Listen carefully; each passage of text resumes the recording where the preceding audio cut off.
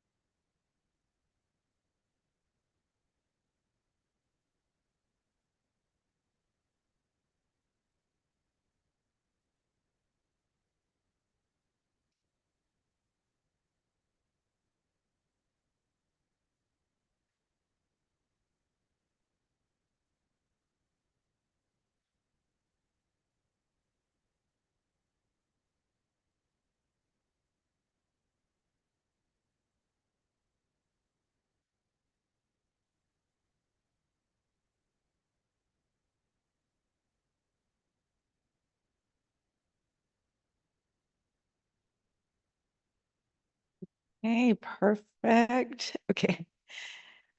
What's happening with my microphone today? It just keeps moving away from me. All right, there you go. You can still hear me well, right? Okay, perfect. All right. Sorry if I'm moving a lot, but my mic just keeps trying to run away from me for some reason. So, anyways, all right. Today we have a beautiful energy. Six cat is just such a special energy for me. I love cat. Um, Cat is the Nawal of cat is the spider, but also it's the lizard. There's a lot of lessons that we can learn from those animals. And well, cat represents also the net. I don't know if you guys remember this, but during Tihash, I mentioned that it's a little hard to talk about Tihash without talking about cat, or to talk about cat without talking about Tihash. So even though I already gave you this example, I'm going to repeat it, but this time I'm going to go much deeper into it, just as a reminder and as a starting point to discuss the importance of the energy of cat. So cat is the net. The net has the ability to help us catch anything that we want in life. The net can remind us, as I mentioned during the hash, the net can remind us of the net that the fishermen I'm sorry, to go fishing. The net also shows up in the Popol Vuh a few times. For example, Princess Ishkik, who's the mother of the hero twins who overcame the trials of Xibalbá, in order to prove to grandmother Ishmucaneh that indeed she is carrying grandmother Ishmucaneh's grandchildren. Uh, Ishmukane doesn't know this, right? Because Ishkik, as you know, gets pregnant in this very mysterious way. So when Ishkik shows up in Ishmukane's doorstep and says, I'm pregnant with your grandchildren, Ishmukane is like, well, my sons are dead, so that's not possible that you're pregnant with my grandchildren. Then she tells her the whole story. Ishmukane has a hard time believing her, and she's like, I'm going to put you a trial.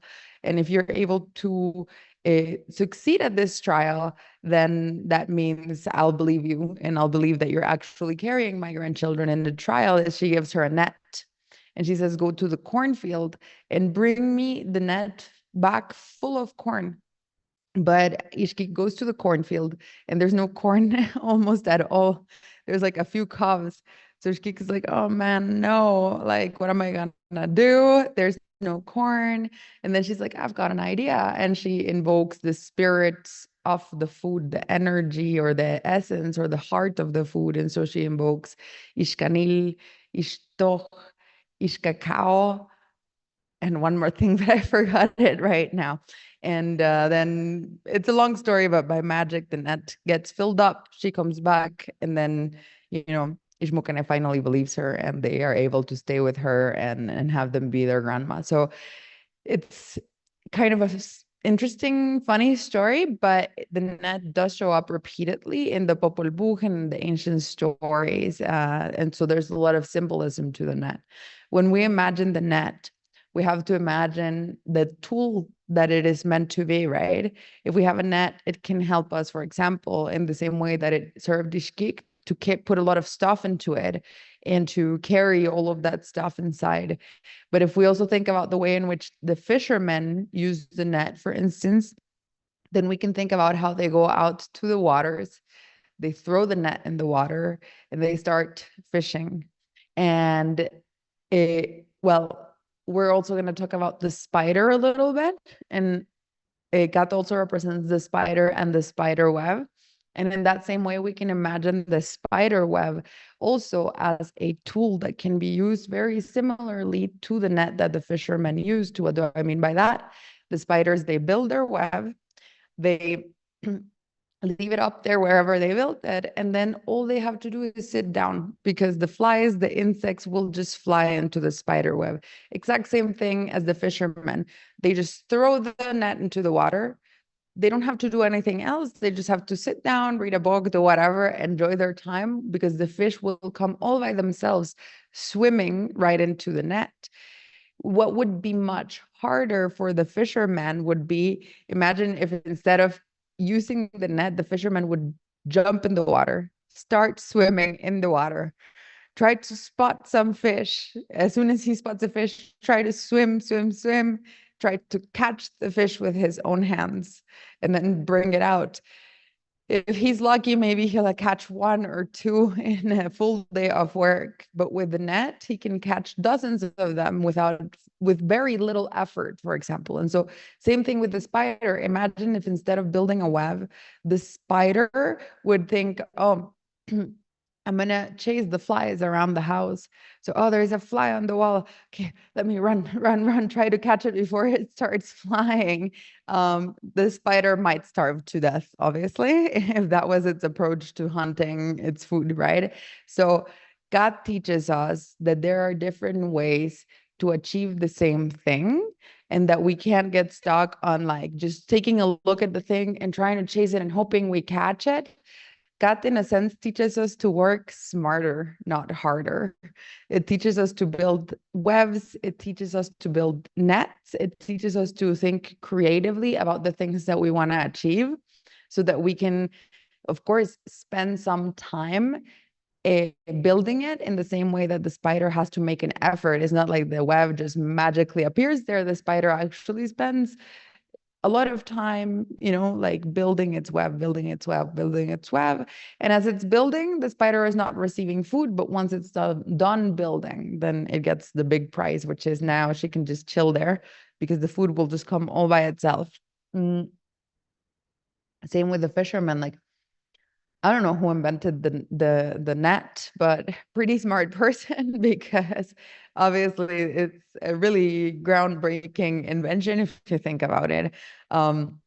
It serves so much for fishing. It serves so much for hunting. It serves people to really catch the things that they want in a much easier way than to chase them, fight them off, try to catch them, and then bring them back home.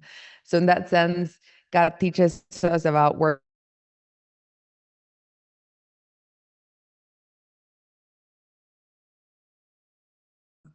to build the life that we want, and then that life becomes a net to attract the things that we want, right? And so I think that's a really powerful metaphor. I think it's a really powerful thing that God reminds us of.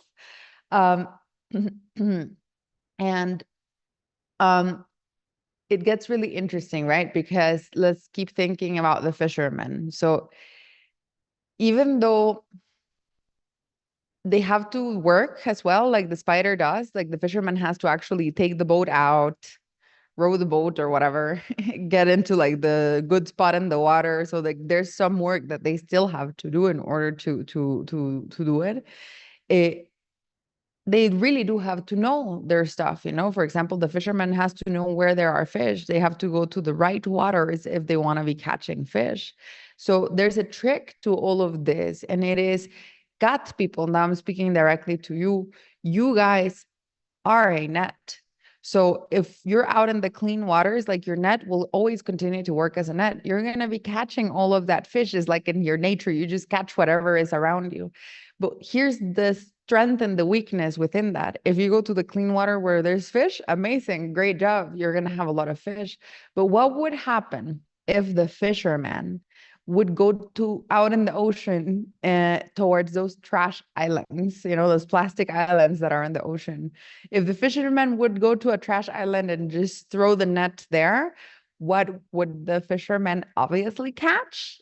Well, trash, right? Not fish. He would catch a bunch of trash. So if there is somebody for whom their environment is important, really, it is for cat people, because they are a net. So the thing is, for them, what happens to them is they catch very easily whatever is around them. And if what's around them is really good things, positive things, opportunities, good people, good vibes, all that stuff, then cat catches opportunities, catches good relationships, catches good friendships, catches career opportunities, all kinds of good stuff.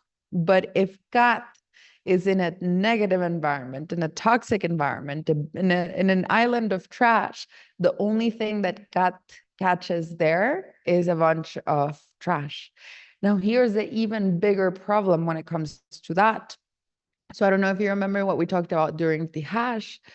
The net is tricky. You have to know how to manage it properly and carefully, right? Because imagine if one of the times that the fisherman was out preparing to go fishing, he would be preparing his net.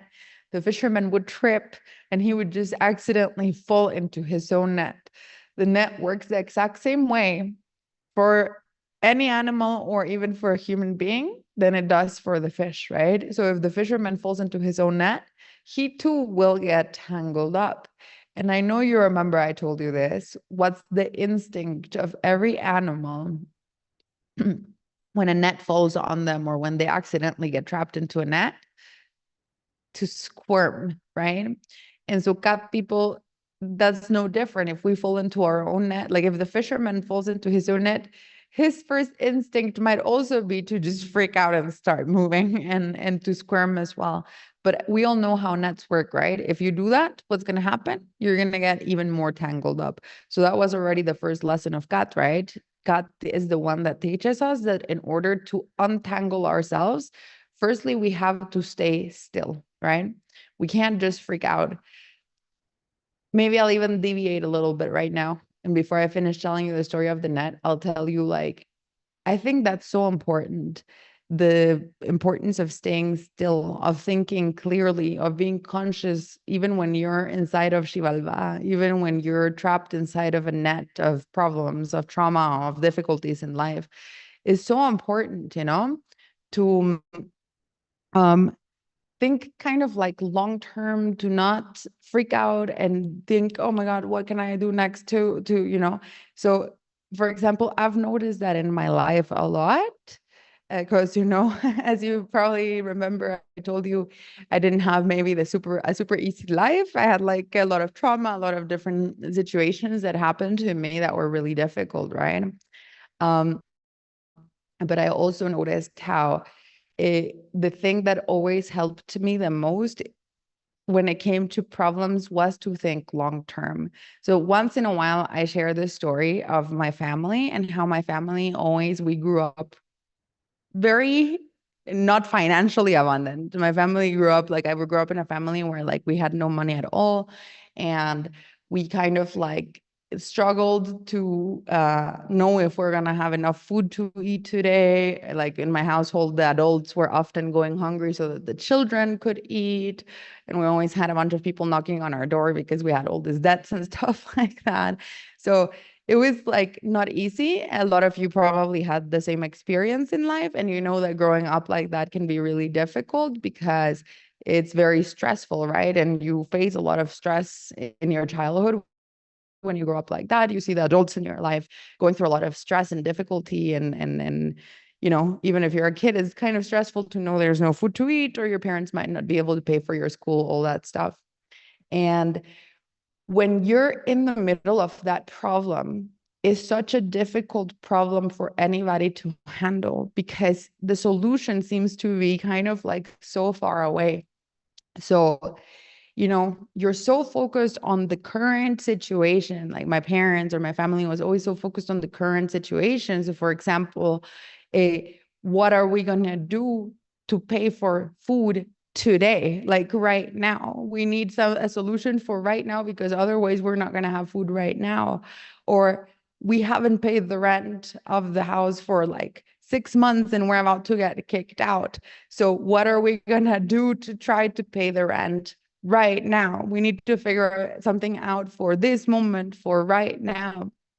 And it's like being in a net where you're also freaking out because you have all these problems hitting you in the face on a daily basis, you know what I mean? Like that are not small problems, but like survival problems, you know, like literal, like, oh my God, we have to literally survive right now kind of problems, not like, oh, I'm not feeling so great today. Not like really big issues, you know, like, oh, our children can't go to school tomorrow. We're going to be homeless tomorrow. We have no food to eat, you know? And so when problems hit you in the face, what I noticed my whole childhood that intensely and that quickly, is really difficult to stay still and think of a long-term solution because you have this big thing that's on top of your head, this knife above your neck that's right there and is going to fall immediately. So how would you be thinking about how can we long-term resolve this? Is there a 2-month plan that we can come up with right now so that in 2 months we can, you know, but I remember when I was a teenager, I sat down, I called a family meeting once, and I told my family, I've come up with a plan to solve all of our problems. And so I told them, here's the plan, right? And so then I told my dad what he had to do, my sister what she had to do, my mom what she had to do, what I was going to do. And we were all going to just like make CVs. We were all going to try to apply for jobs. We were all going to do this and that. And I told them the really bad part about this plan is that it means we're not going to spend time for the next 1 or 2 months doing what we usually do, which is getting in more debt to quickly get the solution to the super immediate problems.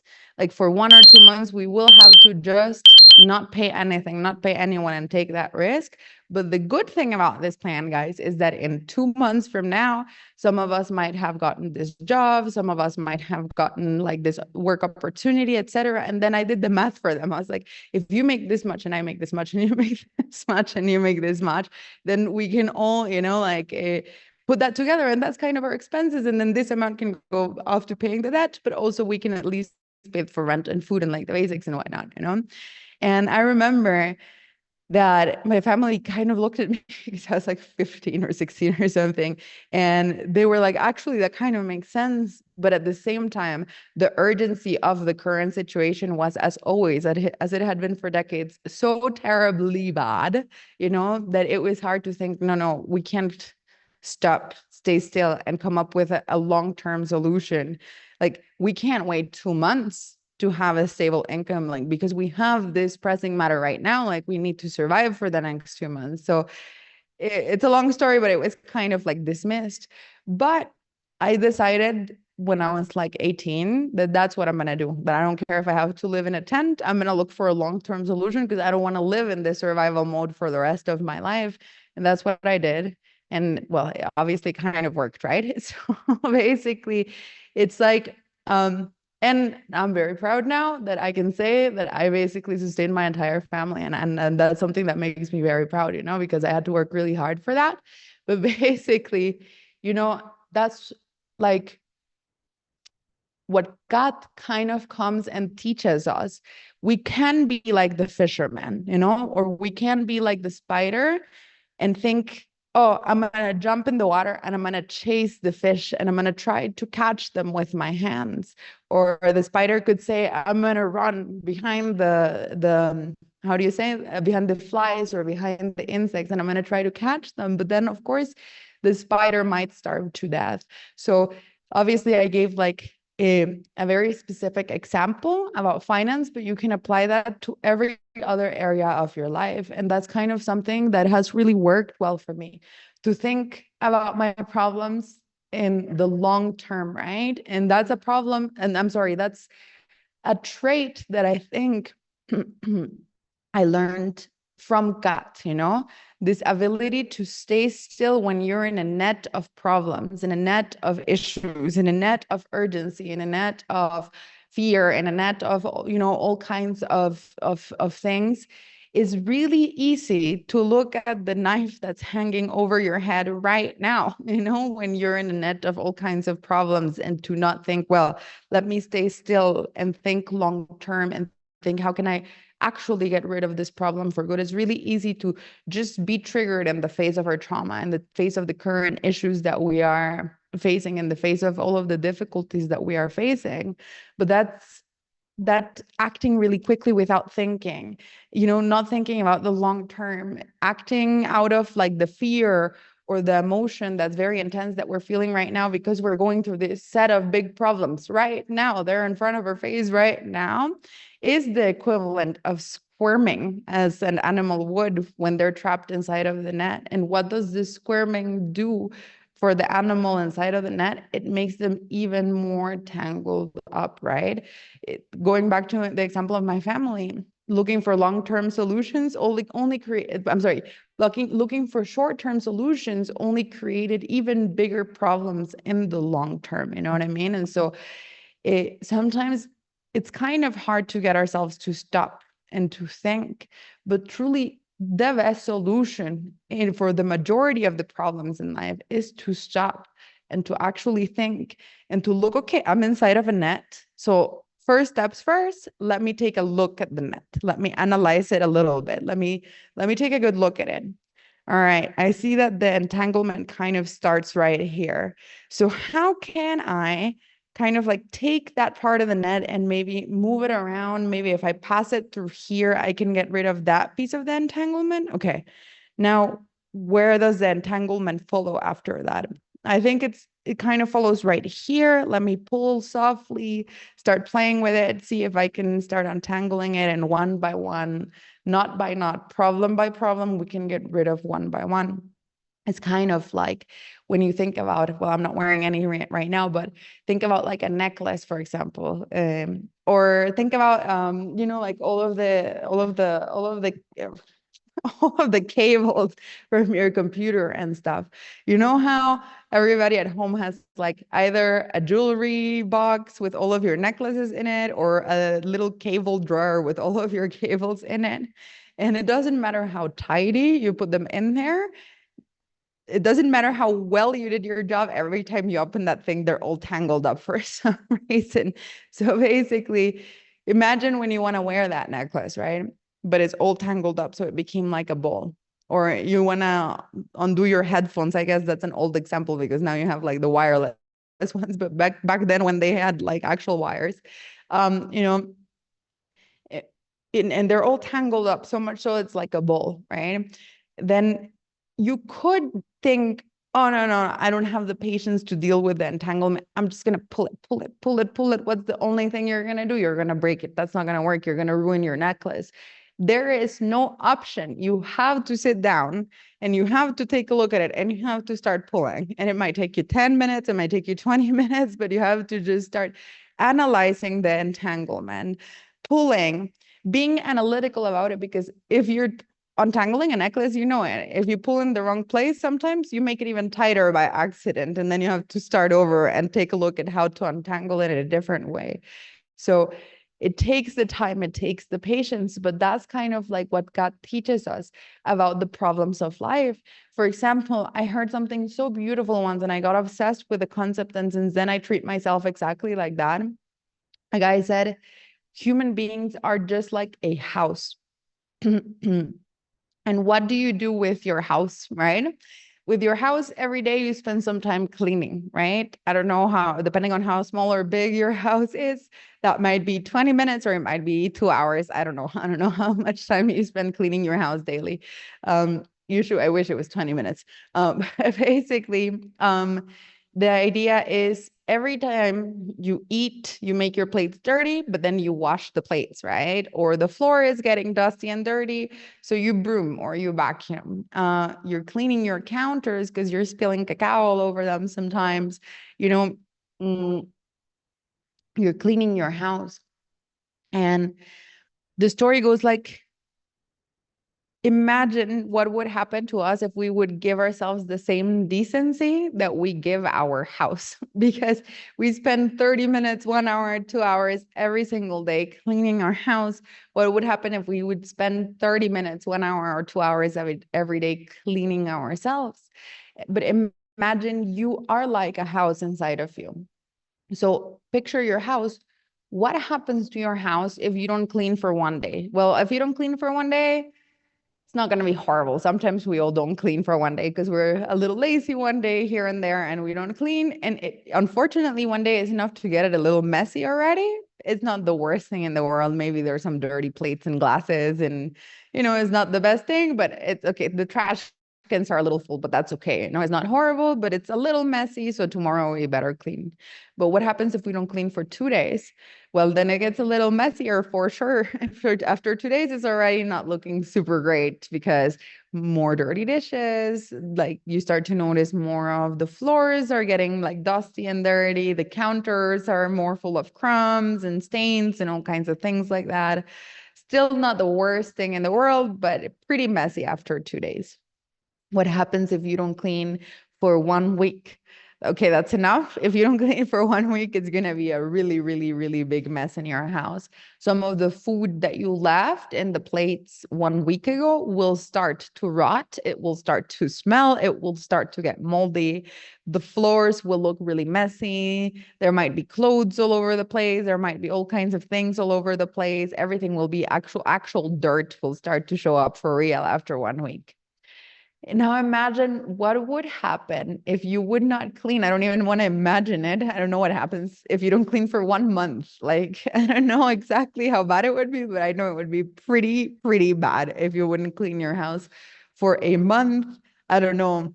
There would be trash all over the floor because the trash cans would at that point have overflown a long time ago already. Let's not even talk about the mold because all of those dirty plates, it would be like, I'm actually picturing it like, it would be like super moldy, super stinky.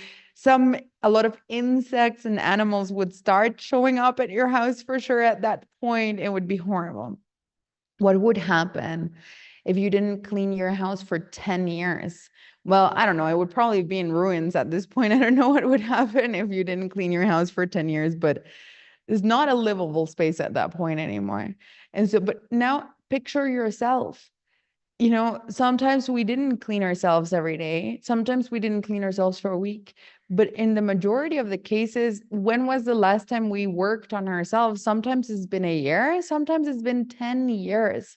And so, when I heard this, the person talking about it said, obviously, if you haven't cleaned your inner house for 10, 20 years, of course, it's going to be super uncomfortable to live in here, inside of your own mind. In the same way, it would be super uncomfortable to live inside of your house if you didn't clean it for 10 years. Like, of course, you're not going to be okay. Obviously, like, how would you be okay if you didn't clean your own inner house for a year, for 5 years, for 10 years, for 2, 3 decades, right?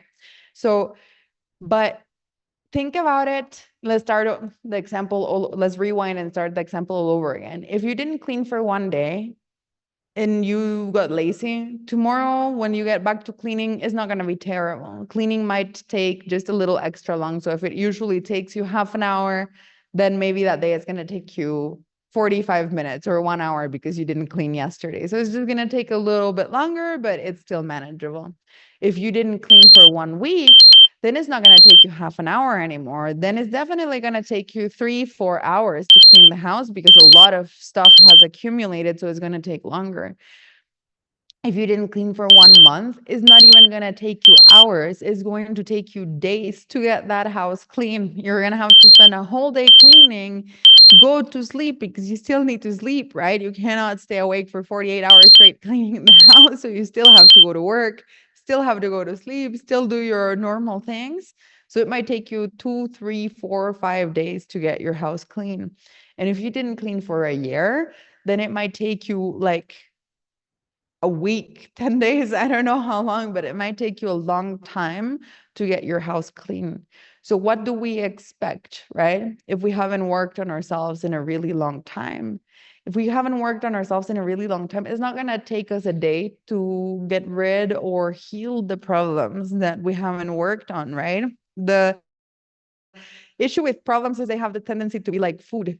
If you clean it immediately after you ate your plate, it's not gross or disgusting. But if you leave it out there for a year, it's going to be moldy, rotten, and disgusting. So the issue with problems is they have the tendency to get moldy the more you leave them like rotting inside of you, right? And so the longer you wait, the harder it's going to get actually to clean it, because the more mold you're going to have to deal with as you're cleaning your own inner house, let's say. So in that way, it reminds us of the net or the necklace or the computer cable or the headphones or whatever, in the sense that if we got ourselves really, truly, deeply tangled up, we might want to have the feeling of, I just want to break it open, or I want to take the knife, because remember, cat has the hash in it. I just want to take the knife and cut my way out of here. But remember, the net is not external, it's internal. You are the net. So you can't take the knife and cut yourself away. That would be very damaging. So what do you have to do? You just have to deal with it, guys. It's kind of annoying and unfortunate, but you just have to be honest with yourself, and you just have to deal with it, and you have to stay still, and you have to say, if it takes me a year, it takes me a year, but I have to start working on myself right now. One of the things that I came up with for my own life, and it has been such a game changer. And I don't know if you remember that one coach who told me, like, what are you going to do about it, Sulva? And that changed my life and all of that stuff. And when I answered the question, what am I going to do about it? By the way, the answer was not, I'm going to resolve this in one single day. Once I started looking at my problem seriously, I was like, this is going to take me some time to figure it out. I'm going to have to work on myself. I'm going to have to go on a journey, first of all, for healing my trauma. That might take me a few years. I don't know. I'm going to have to figure out what I want to do in my life, because I can't keep living in a tent, in the middle of nowhere. I can't keep living like without even having the ability to afford health, clothing, literal food, So it's like, that's also not going to take me a day to figure that out. I'm going to have to, get out of an abusive relationship. That's a really hard thing to do, by the way. If you know, unfortunately. And that took me months to even get to the point of getting out of it. And then years, honestly, of working on the trauma that I had gone through to overcome it. And in that same way, it was not realistic to think, okay, I'm going to start there. I'm going to start now. And in 2 weeks, I'm going to be living my best life. Everything is going to be amazing in 2 weeks from now. No, the reality is I was thinking, oh my God, it's going to take me probably like 3 years to figure all of this out. And honestly, that's actually more or less the amount of time it took me. Yeah, it took me 3 to 5 years to figure everything out. But I made a promise to myself. I had this very profound moment in time where I was thinking about my future self, and I was thinking, do I want the version of me, the me in 3, 4, 5 years from now, to look back at this moment and say, wow, thank God. Thank God to my old self for getting started. Thank you so much, old self, because you worked so hard, and now because of you, I have a good life? Or do I want to look back 3 years from now and think, oh man, I wish I would have started back then, because I didn't start and now I have all the exact same set of problems. So I kind of made this sacred promise to myself. It doesn't matter at what point of life, of time I am in. Like my promise to myself is I always, always, always want to look back at myself 1, 2, 3 years ago and think, thank you, Sulvai, from 1, 2, 3 years ago for doing what you did, because now thanks to you, I have this. And a promise to myself from 3 years from now, you're going to look back at me and think, thank you to my present me, because I did everything that I had to do right now so that in 1, 2, 3 years, I'm going to be okay. So if it's going to take you 1 year, 2 years, 3 years to get through, 5 years to get through whatever it is you have to get through to achieve the things you want to achieve, then how nice would it be if you would have started 3 years ago, huh?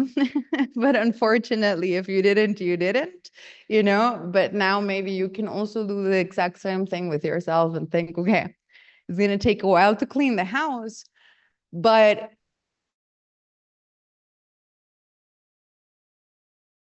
clean yet. If you clean for a week, even though there's like still a lot of work to go through, there's going to be some less dirty things already to look at, and that's already going to feel really great. So I think the most powerful piece of advice I've gotten is you can't change yourself. Every time I tried, you can't change everything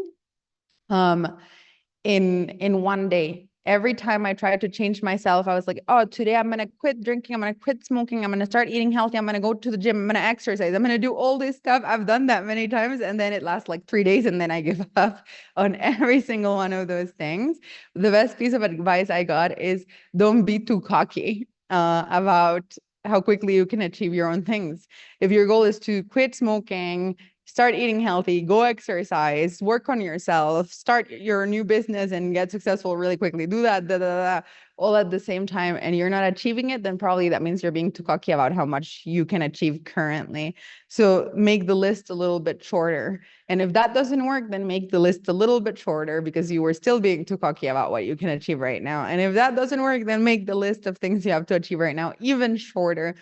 And sometimes that means if all you do tomorrow is do one more thing that's like super tiny, for example, I don't know, floss. I don't know, I can't come up with anything better right now.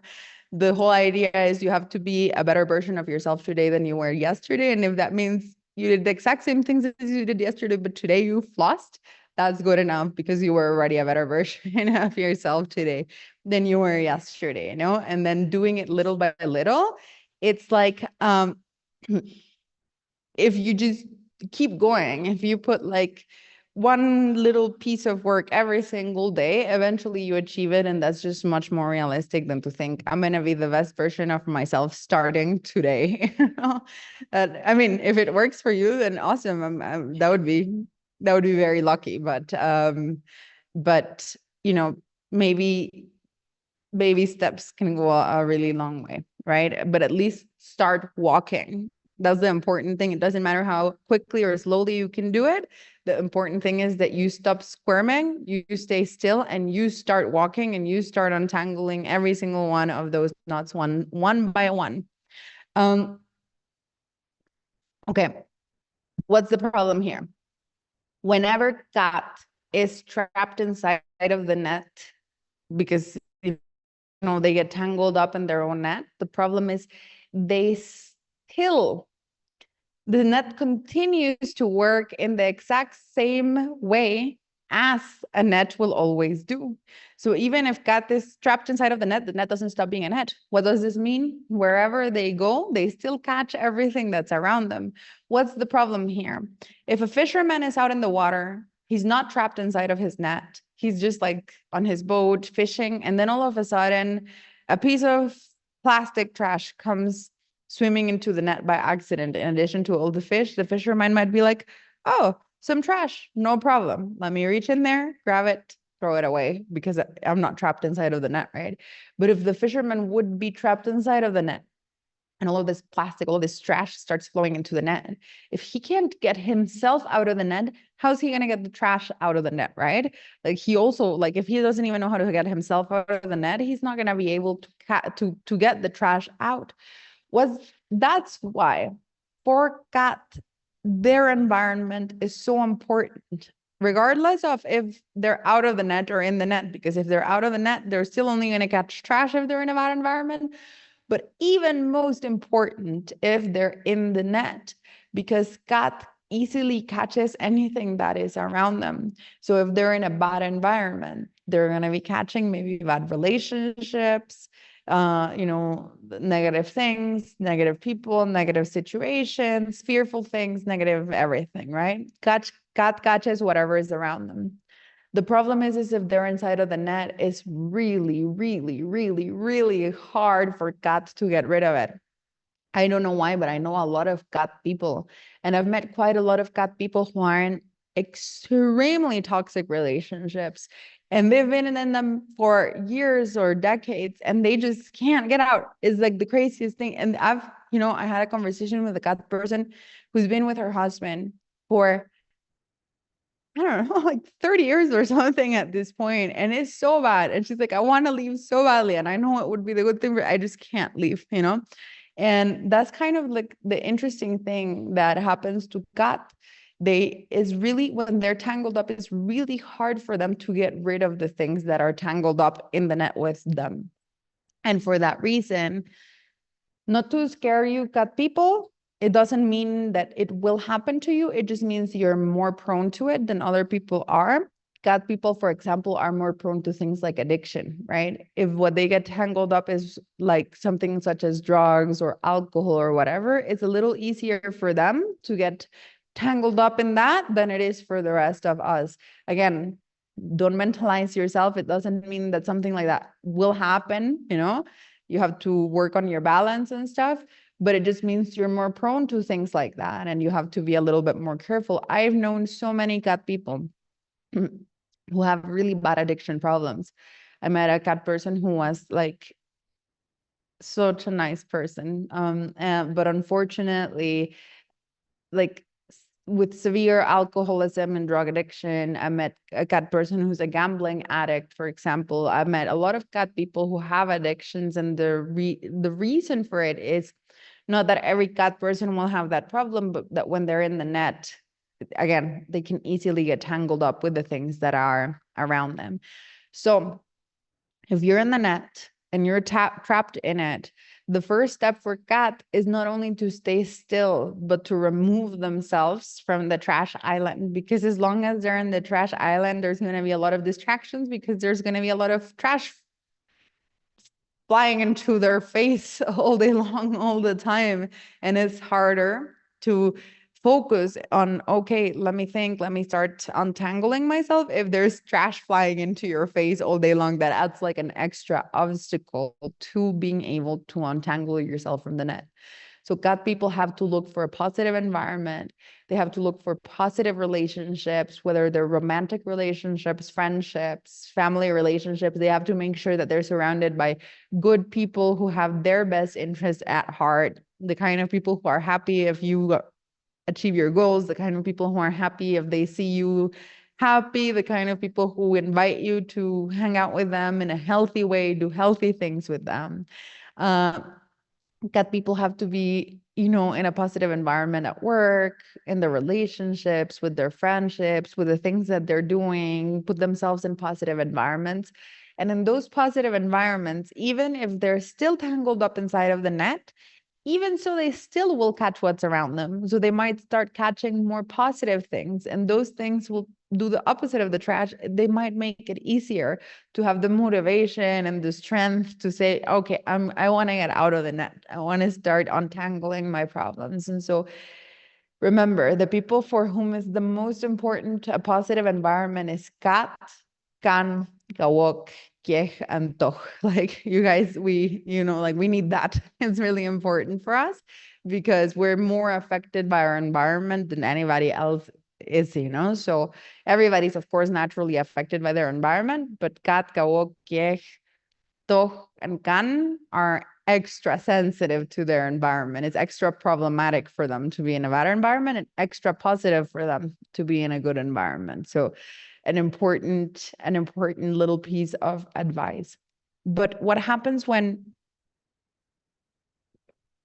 cat people finally are able to untangle themselves? If they're in the clear waters, which would be the positive environment. And if they manage to untangle themselves by the end of this journey, they have this big prize. And the big prize is they now own this amazing tool, this amazing net that they can utilize to catch whatever it is they want to catch, whatever, goals they have in life, whatever amazing things are around them. And then they can utilize that to become really successful. And that doesn't mean success for me doesn't mean like just financially, it means, yes, that too, like materially abundant, but also it means happy, filled with good relationships, filled with joy, filled with all kinds of things. Cat people are the best people ever. Like, I'm sorry, I'm gonna say something. I'm not even cat, I'm can, but sorry for everybody else, but cat people are my favorite. Out of all of the Cholquij, cat is like my favorite one. I don't think I've ever met a cat person that I disliked.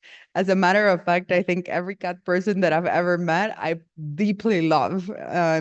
So I'm in love with cat. And the cat is one of my favorite energies of the Cholquij. And the people who are carried by this energy, now let's go into a more positive topic, are just the best. They are the best. They have the best hearts. They have the best brains. They have the best minds. They have the best vibes. They're just amazing in every single way. They're sensitive, they're loving. They of course have their set of issues, as we've already established, because of the net. They're really affected by their traumas, by their fears. They're more prone to anxiety than other people are.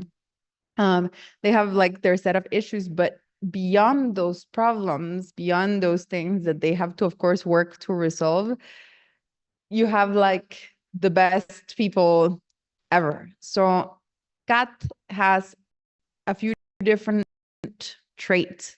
Firstly, they're super intelligent. I don't think I've ever met a cat person who's not super intelligent. Cat is just very knowledgeable, very intelligent people. They're easily able to understand even really complex, profound concepts. It's very easy for them to develop their mind, develop themselves mentally, because they're great thinkers. They're very philosophical people oftentimes too, they think deeply about things. They ask themselves, which is a blessing and a curse for them sometimes. They ask themselves the big questions in life. They don't go through life not thinking about things. They are the kind of people who will ask themselves the existential questions. They're like, what's the meaning of life? Why are we here? What's the point of life, etc. Which, as I said, they're prone to anxiety. That can be a double-edged sword for them, because it can be something that is very profound and enlightening for them. But depending on what mental state they're in, those big questions sometimes also can make them a bit anxious as well, depending if they're in the net or out of the net, right? Is their weakness and their strength, like everything else in the Maya tradition, is your weakness and your strength. And if right now you think is your weakness, then don't worry, it's secretly your strength. Is just waiting for you to turn it around. So basically, cat people view the world in a profound way. And I've had the craziest, most mind-bending conversations always with cat people. So cat people are the kind of people, and I've said this a few challenges ago, but I think it's such a profound topic because it's a good reminder for the rest of us as well, by the way. Cat people are the kind of people who look at life, and I don't know, have you guys ever experienced this? Because this has also happened to me a few times. It's like weird. Depending on my mental state, it can actually give me a panic attack, or it can make me feel enlightened. It depends on what I'm up to that day. So basically, cat people are the kind of people who will look at themselves. I remember I have a cat person in my life, and one time she told me, she was like, "Don't you think hands are so weird?" And I was like, "What?" And she was like, "No, seriously." She's like, "Look at your hands." And I was like, "Yeah, uh-huh." And she was like, "How weird are they?" And I was like, I mean, I guess, right? And she was like, "No, really, how strange is it, right? How strange is this?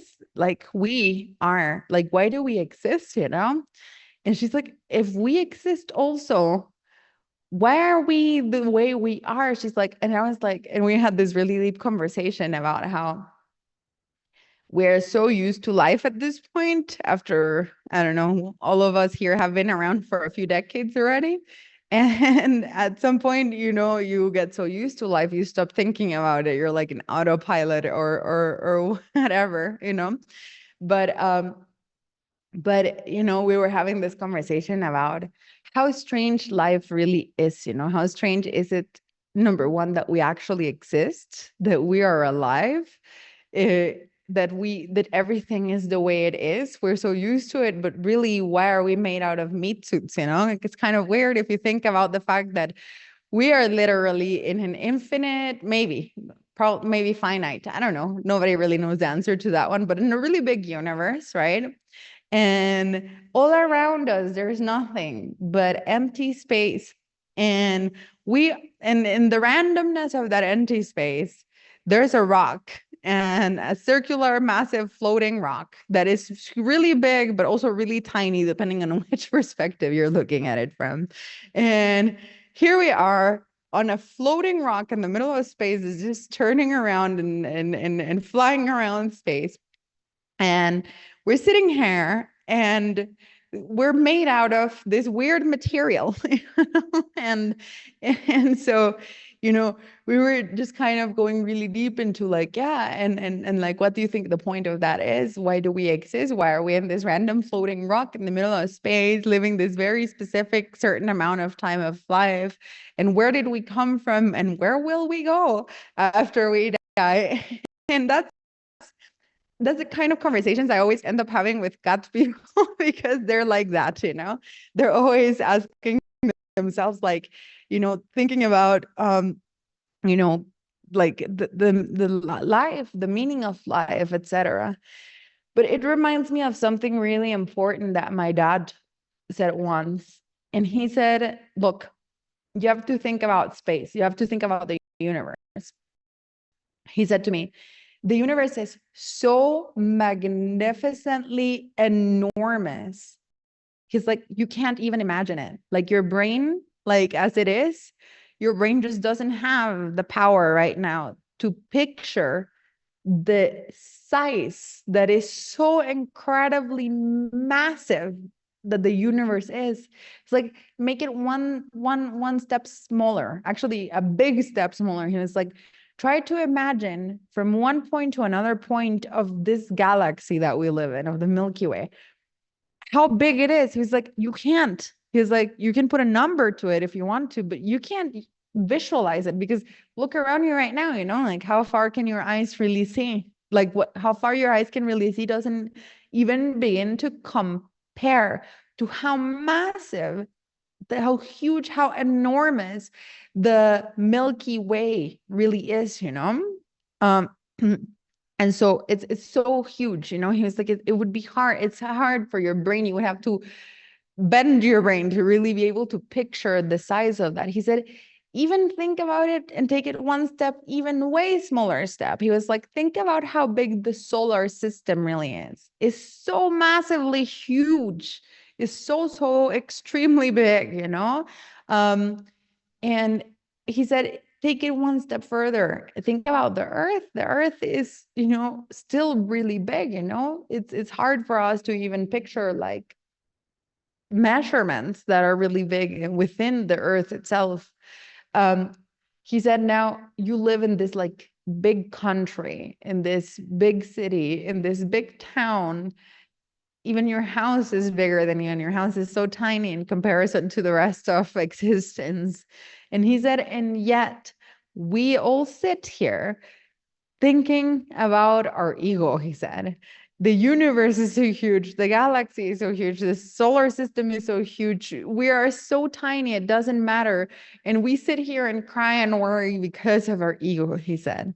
We forget, he said, we probably should think more often about what's around us. And that's a really big part of the Maya tradition.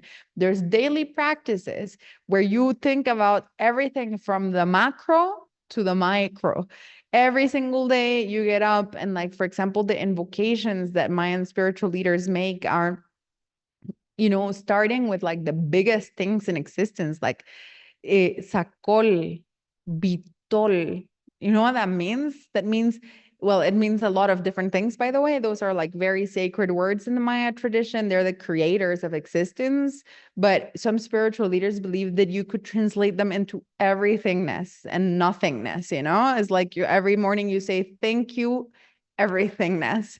Thank you, nothingness, you know?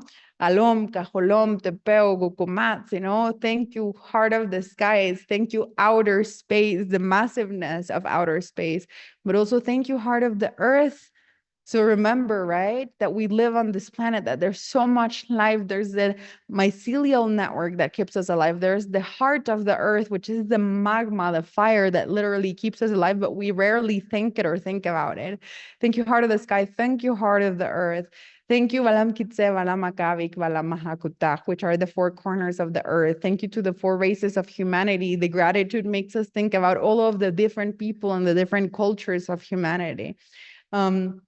You know, thank you to the energy of the day. Thank you to the sun. Thank you to the moon. Thank you to the animals, to the planets, to the stars, but also to the tiny bees, you know, and to the monkeys. And well, in the Mayan gratitude, everything is included in the entire universe. Basically, you just say thank you to literally everything in existence.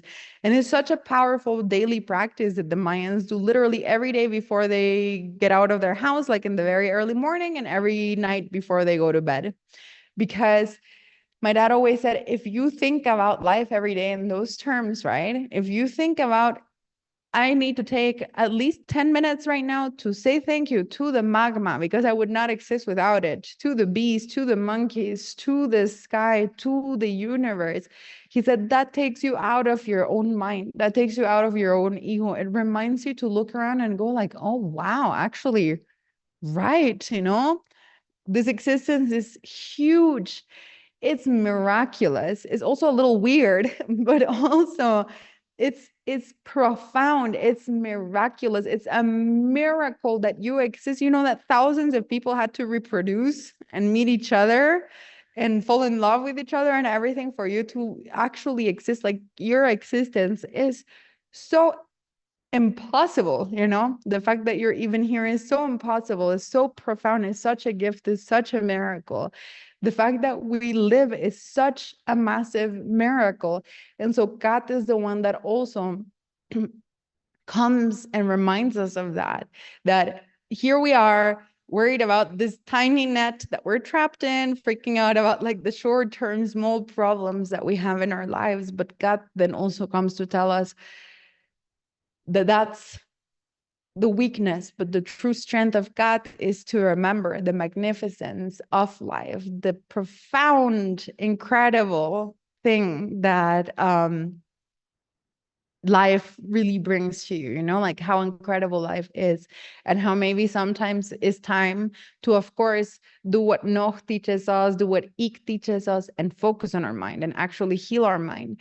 But in other moments, to get out of our mind, to get out of ourselves, to think about what's actually so much bigger than ourselves and how incredible that is, so that we can also live life in a better way. So that's what God teaches us. And today we're drinking cacao with lavender.